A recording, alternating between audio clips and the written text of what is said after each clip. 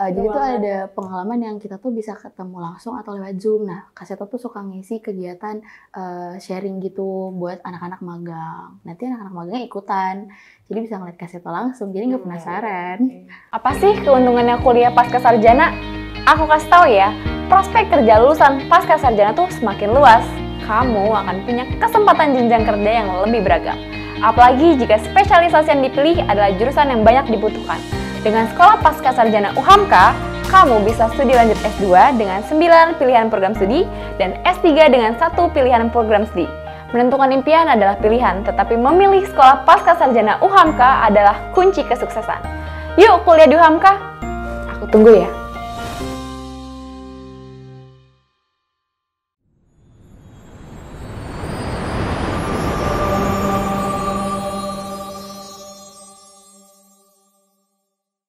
Halo teman-teman, balik lagi sama aku Widya di U-Talk Podcast, UHAMKA Talk Podcast. Yeay. Nah, hari ini kita kedatangan bintang tamu yang spesial banget nih dari mahasiswa UHAMKA sendiri loh teman-teman. Kita hari ini bakal sharing-sharing tentang pengalaman magang merdeka dari mahasiswa ini. Boleh langsung diperkenalkan? Iya, halo, nama aku Rere, aku dari program studi psikologi dan aku sekarang ada di semester 5. Gitu ya Kak, kalau boleh tahu nih kesibukan Kak Rere setelah magang merdeka kemarin di perusahaan yang dinaungi Kak Seto langsung ya, keren banget. Gimana nih kesibukannya? Kalau aku tuh dari sebelum bahkan sampai sekarang udah selesai magang itu, aku tuh sibuknya ngikutin organisasi di kampus. Terus juga aku lagi ngikutin pertukaran pelajaran di UB sama freelance kadang-kadang kalau lagi ada jadwal aja gitu. Kebetulan teman-teman, aku nih sama Kak Rere satu fakultas dan satu organisasi loh. Jadi sebelumnya kita udah kenal gitu. Jadi kita ngobrol santai aja ya hari ini. Boleh. Tadi juga itu ya pertukaran pelajaran di UB. Oh keren banget. Kalau boleh tahu, boleh nggak sih sharing-sharing nih cerita pengalaman gimana akhirnya kemarin lolos di magang merdeka di perusahaan Kak Seto yang dinaungi Kak Seto langsung. Iya, aku jelasin ya. Jadi tuh aku emang pengen ikut kegiatan ini sama teman-teman aku. Terus juga aku udah coba daftar kan, karena memang daftarnya mepet menuju penutupan. Jadi tuh bener-bener maksimalin daftarin semua lowongan yang emang masih tersedia. Dan nggak kepikiran buat daftar di ranah pendidikan. Karena kan pasti kalau psikologi tuh kalau nggak klinis pasti PIO gitu kan. Jadi tuh memang ngincernya tuh di bagian HR gitu. Tapi ternyata ada nih lowongan sebagai asisten psikolog dan konselor di sekolah Kak Seto. Coba mulai ikut daftar. Walau sebenarnya takut gitu karena kita kan basicnya tuh maksudnya di klinis dan PIO kan. Pendidikan juga nggak banyak. Sampai akhirnya ikut daftar terus dapat informasi bahwa aku tuh keterima sama teman aku. Terus kita ikut wawancara di waktu yang sama dan akhirnya malamnya itu kita dapat informasi bahwa kita diterima. Jadi setelah diskusi sama Kaprodi, akhirnya kita mutusin buat ngambil kesempatan ini. Gitu. Oh, keren banget ya. Itu kayak emang udah jalannya ke situ dari Allah. Terus kalau boleh tahu nih berapa lama sih magang di yayasannya Kak Seto sama Kakak nih di divisi apa sama kerjanya ngapain aja pas selama magang itu? Ya aku itu magangnya 5 bulan.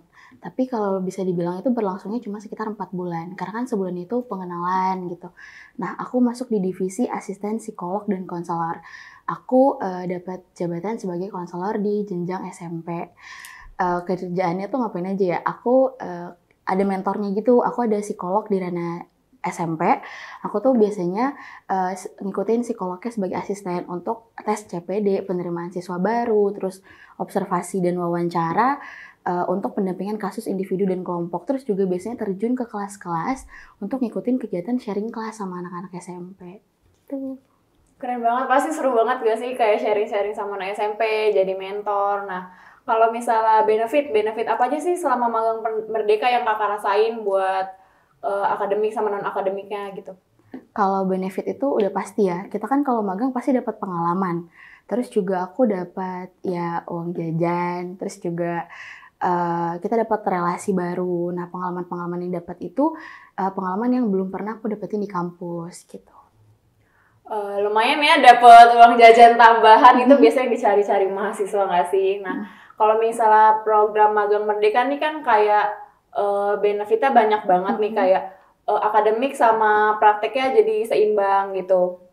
Nah, kira-kira kakak sendiri merasakan benefit yang banyak itu nggak sih selama magang Merdeka? Iya. Selain dari uang jajan yang banyak jadi agak nambah. Untuk Iya yang sih. akademik dan non akademiknya gimana? Kalau non akademiknya itu pasti kita jadi lebih ningkatin ini ya, leadershipnya iya kan.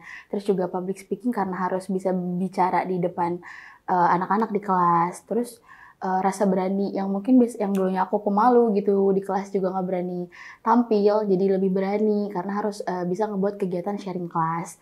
Terus kalau buat akademiknya itu pelajaran-pelajaran kayak psikologi, pendidikan, terus juga psikologi sosial itu bisa kepake banget di magang ini gitu. Dan bahkan alat-alat tes pun beberapa ada yang bisa aku pelajarin langsung. Oh, alat-alat tes bisa belajar langsung ya, berarti lebih seru kalau langsung magang gitu nggak sih? Iya, Kalau pastinya. akademik kan jadi kayak belajar doang, apa sih nih, kalau terjun langsung pasti berbeda banget ya experience-nya.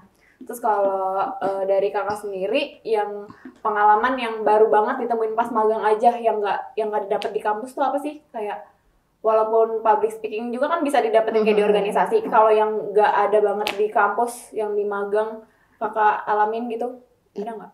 Ada penanganan kasus. Nah, kita kan kalau di kampus tuh kita emang tugasnya ketemu sama klien, ke masyarakat sosial juga kan. Kamu juga pasti ngerasain dong. Tapi pas magang, aku bener-bener bersentuhan sama anak-anak yang punya problem gitu. Jadi bener-bener belajar dari psikolognya gimana cara nanganin mereka. Terus juga belajar alat tes tadi, Wit. Nah, kita kan alat tes tuh cuman teori ya, biasanya hafalan gitu kan, terus ujian. Nah, ini bener-bener alat tes yang bisa dipakai di ranah pendidikan, aku bener-bener belajar langsung sama psikolognya gitu. Pasti jadi lebih ngerti gitu nggak sih? Kalau penanganan yang anak-anak tadi itu ada nggak sih yang menurut kakak susah atau kayak ini tuh butuh ekstra berpikir gitu, kayak yang susah didapetin, ini anak nih baru ketemu nih sama anak yang kayak gini gitu? Ada, pasti ada dong, karena kan anak-anak tuh karakternya banyak ya. Pernah dapet juga, tapi yang aku pelajarin dari mentor aku itu bener-bener aku belajar bahwa saat menangani anak tuh setiap anak itu sama, kita nggak boleh berekspektasi lebih. Jadi bener-bener ya udah kita harus bener-bener ngedengerin anak itu gitu. Nah, kakak kan kayak baru nih pertama jadi asisten konselor gitu. Gimana sih caranya adaptasi dari yang awalnya cuman mahasiswa biasa terjun langsung tiba-tiba, itu adaptasinya gimana tuh? Kayak ngadepin anaknya pasti butuh kaget-kaget lah awalnya ngelihat anak-anak yang sifatnya pasti macam-macam gitu. Adaptasinya ya pasti lumayan sulit ya, karena kan tadinya kita berhadapan sama yang sepantaran atau bahkan dosen-dosen yang lebih tua, ini harus berhadapan sama anak-anak yang usianya tuh di bawah, terus juga anak-anak yang nggak bisa ditebak juga gimana cara mereka berpikir dan bertindak. Jadinya aku benar-benar harus belajar selama 4 bulan ini, terus juga sama teman-teman juga, sama mentor juga benar-benar memperdalam gitu, seperti apa sih lingkungan sekolah Kaseto ini gitu. Karirnya kan semester 5 nih kemarin pas magang. Iya. Nah, gimana sih cara, emang kalau di kampus Merdeka tuh minimal semester berapa buat daftar magangnya? Yang aku dapat informasi dari websitenya, bahkan dari, kan kita suka dapat flyernya nih dari kampus, itu tuh dari semester 4 udah bisa, cuman di psikologi itu disarankan di semester 6, karena ternyata memang benar saran dari Kaprodi kenapa di semester 6 itu, karena memang berat gitu ketika harus menjalankan magang ini bersama dengan semester 5 yang bebannya cukup banyak. Kok jangan agak sedikit ya? Iya sih, kita kayak semester 5, semester yang masih langsung tiba-tiba matkul yang berat, terus juga magang yang pasti berat juga. Itu pasti karirnya struggle banyak banget ya, apalagi kan organisasi juga. Nah, itu pasti ngatur waktunya keren banget. Nah, kalau misalnya selama magang di yayasan itu pernah nggak sih ketemu Kasetonya langsung gitu? Pernah. Oh iya. Pasti dong. Jadi tuh ada pengalaman yang kita tuh bisa ketemu langsung atau lewat Zoom. Nah, Kaseto tuh suka ngisi kegiatan sharing gitu buat anak-anak magang. Nanti anak-anak magangnya ikutan. Jadi bisa ngeliat Kaseto langsung. Jadi nggak penasaran. Gimana tuh Kaseto kalau langsung? Ganteng. Terus juga baik, sama selalu ngajarin kita buat selalu senyum. Jadi kita harus keep smile gitu. Kalau misalnya pesan untuk teman-teman maba nih yang maksudnya kayak belum daftar di UHAMKA karena ragu di UHAMKA, takut gak dapet pengalaman yang kayak Karere gitu, gimana? Kalau pesan dari aku ya, buat teman-teman yang masih bingung gitu mau kuliah di mana, terus juga ngerasa takut gitu buat daftar di swasta atau di Hamka, menurut aku ilangin pikiran-pikiran kayak gitu, karena yang aku sadarin sekarang adalah dimanapun tempat kita belajar gitu, yang penting itu dari diri kita sendiri mau berkembang seperti apa. Dan teman-teman bisa lihat gitu, gak aku aja, bahkan di Instagram Psikologi Hamka juga pun banyak mahasiswa-mahasiswa yang berprestasi gitu, banyak lomba-lomba yang bisa diikuti, bahkan kegiatan-kegiatan yang bisa mengembangkan diri teman-teman. Jadi nggak perlu takut sih, nggak perlu ragu lagi, langsung aja daftar gitu. Oke, makasih ya Kak Rere. Makasih banget hari ini sharing-sharingnya, jadi aku dapat pengalaman baru, dapat insight baru, dan kayak nanti bisa ke depannya untuk ngikutin langkah Kak Rere mungkin ya. Untuk teman-teman juga jangan ragu lagi buat daftar di UHAMKA, karena banyak banget kesempatan yang bisa dicoba di sini, dan kampus kita juga memfasilitasi apapun yang kegiatan yang kalian pengen nantinya di sini. Oke, makasih teman-teman. Segitu aja sharing-sharing kita hari ini. Semoga bermanfaat untuk kalian. Jangan lupa tonton terus konten-konten di UTV. Jangan lupa juga subscribe, like, dan komen konten ini. Oke, bye guys. Halo, aku Rere. Sekarang aku diajakin main games nih di YouTube Podcast. Nah, kita mulai ya main games ya.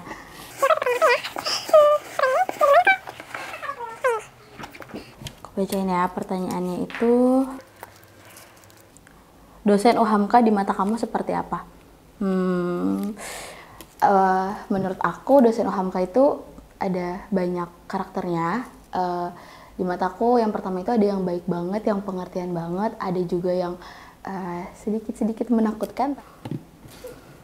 Oke, aku ambil lagi ya. Bekerja sesuai passion atau di luar passion kamu? Aku suka dua-duanya. Aku pernah magang sesuai passion aku, dan aku sekarang juga magang di luar passion aku. Yang penting nyaman gitu. Oke, aku ambil lagi ya. 3 lagi nih. Capaian yang membuat kamu merasa bangga dengan diri sendiri. Aku dapat beasiswa full sampai aku lulus kuliah, itu sesuatu hal yang membanggakan buat aku. Terus, berarti 2 lagi ya Kak? 3 movie list yang akhir-akhir ini kamu tonton. Aku nonton film-film terbaru sih.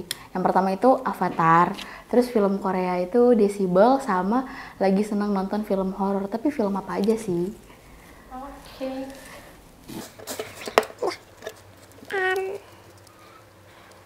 Buat yang mengenal kamu seperti apa sih sebenarnya Syifa Syafriana ini? Aku tuh sebenarnya pemalu, tapi kalau udah kenal deket, aku asik kok orangnya. Yuk berteman. Oke, Kak. Oke, terima kasih. Dadah.